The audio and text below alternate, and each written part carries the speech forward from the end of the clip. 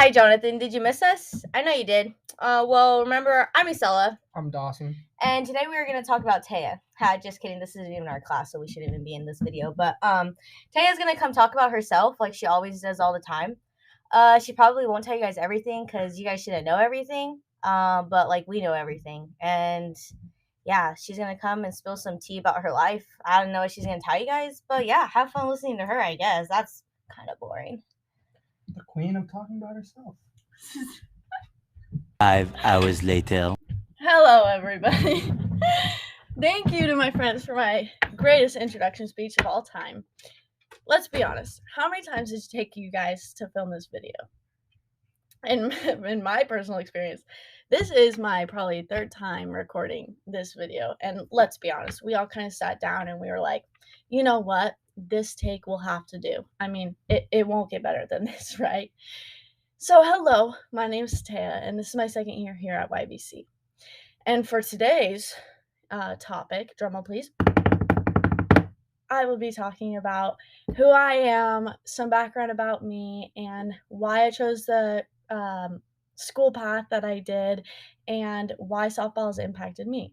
So, to start out, let's discuss softball and how it has impacted my life.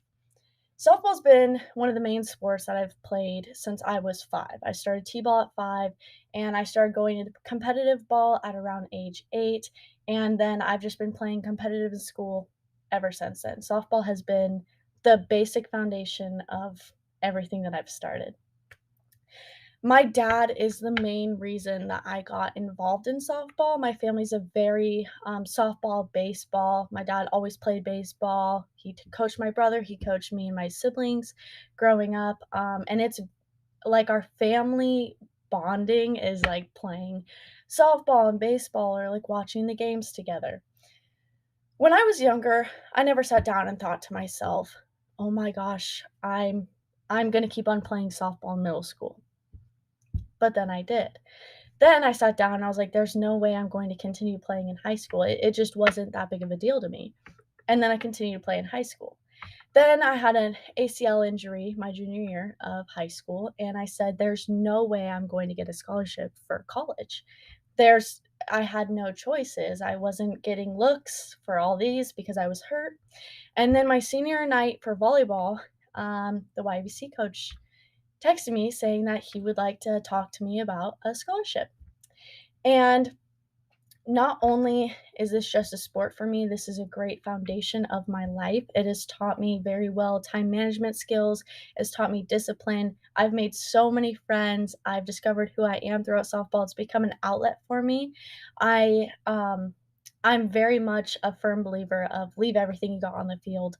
And that's kind of like my personality is whatever I do, I'm going to leave it all in this presentation, or I'm going to leave it all out on the field or the court or in the classroom. Like, I'm going to try my hardest and I'm going to go all out. That's just a little about me and my softball background. While the idea of me playing softball for my whole life did cross my mind, I did grow up not really sure where I would end up. There's always been the huge question of what are you going to do for the rest of your life? What's your plan? What are you going to school for? But the main foundation is what are you going to do for the rest of your life? And instead of taking that question as what are you going to do for the rest of your life, I took it as how are you going to help people for the rest of your life? How are you going to make this world a better place for the rest of your life? And my sophomore year of high school, this helped me discover what I want to do. I went to a leadership camp called Matt Adams, and I met the most amazing people, and I spent the most amazing time strengthening my leadership skills and communication skills. That entire week, there was no cell phones, just communicating face to face. I know, like the old days. Different kids from schools were learning how to be leaders with me. This camp made me realize that I wanted to help people for the rest of my life.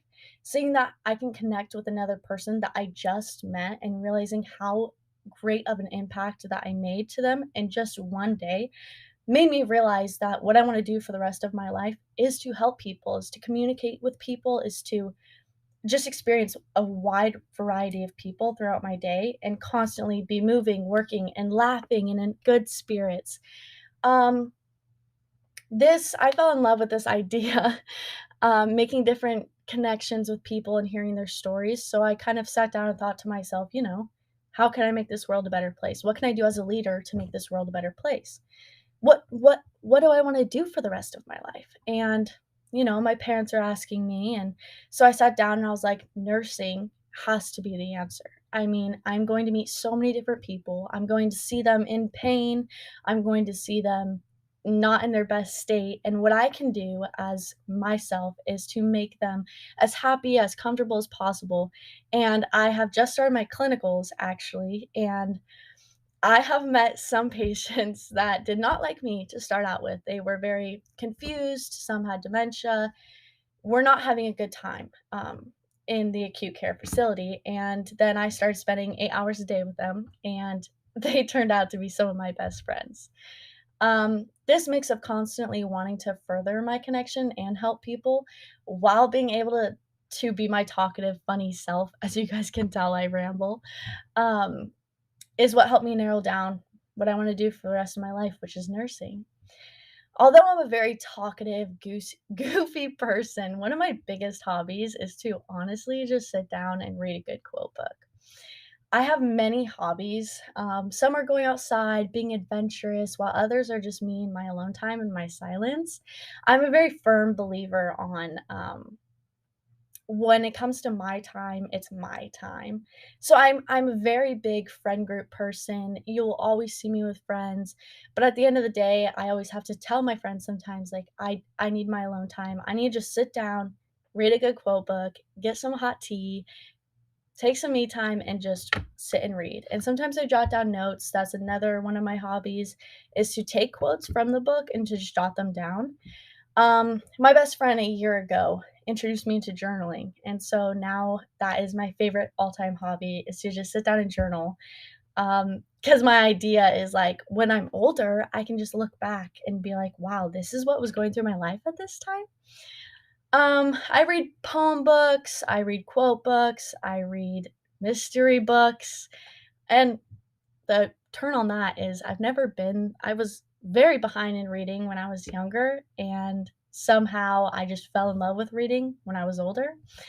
I like to do things with my friends when I do feel that spontaneous side of me, like cliff jumping, going swimming, late night runs for ice cream, late night car rides where we're just screaming music, all the memories. I've been learning new hobbies such as making blankets, painting my nails better. Okay, they're not good right now, so don't you dare judge. They're they're not that cute, but I've been trying to get better. I'm way better at painting with my left hand now. And my journaling is definitely my newest hobby that I like the most. I know I've given everybody probably a whole Hallmark movie, a whole YouTube showdown of what my life and I hope I've explained well about who I am. Um, to bounce off some things I've talked about in this speech, my name's Taya Townsend. I'm a sophomore here at YVC. This is my, I play, wait, sorry. Hi, my name is Taya Townsend. I'm a sophomore here at YVC. I play softball, and I really like to journal, to spend time with my friends, and I plan to become a future nurse.